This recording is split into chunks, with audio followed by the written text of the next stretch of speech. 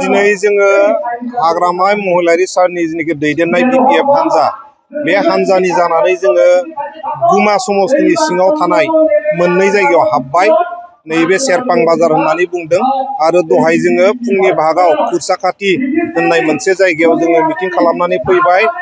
दा मोननैयावबो जोङो नायदों खम समनि गेजेराव बिथांमोननो मिथिहरदोंबाबो रायजो राजा बिथांमोनहा लोब लोब फैदों। लोब लोब फैनानै नांगोलनि सबियावनो भट होनानै जायखि बिजाथि फैया मानो बेखौनो देरहाहोनांगौ होननानै दिनै जानजि खाफ्रानानै रायजो राजाफ्रा दङ। जों नुनो मोनदों जायनाखि दुलाराय बर' फरायसा आफादनि आफादगिरि बिथाङा फरायसा आफादखौ नागारनानै जगदान जाबाय। बेनि सायाव नोंथाङा मा बुंनो सानो? आङो बिथांजों एखे हस्टेलावनो थाबोनाय इउनिभारसिटियाव बिथांखौ आङो बेस्ट उइसेस होदों। नाथाय बिथाङा इउपिपिएलआव हाबनाय हिसाबै इउपिपिएलआ जे माबा मोनसे गोदान इनार्जि मोनदों बे नङा।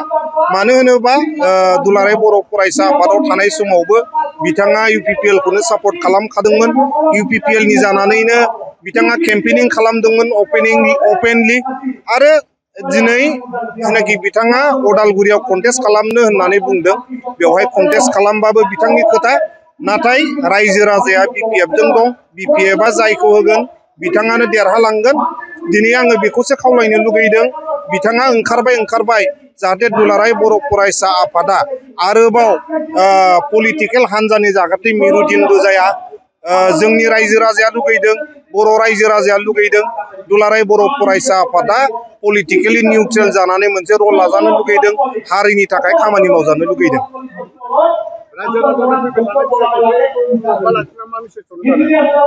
रायजो राजा बिथांमोनहा दिनै थांनाय जिनाखि बिटिसि इलेक्सन बेयावनो खोन्थाखाबाय जोङो बयबो हाग्रामा महिलारि बिथांनि दैदेननाय सरकार बिपिएफ सरकार बेजोंनो मदद होनांगौ।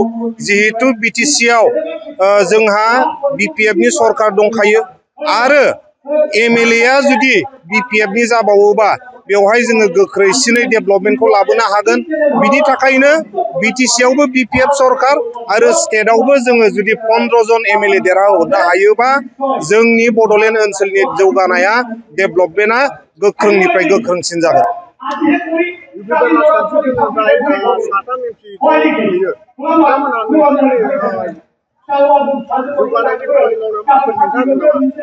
दा बिथांमोनहाथ' थांनाय 5 बोसोरनिफ्राय बुंगासिनो दङ 125th एमेन्डमेन्ट बहुद खोथा।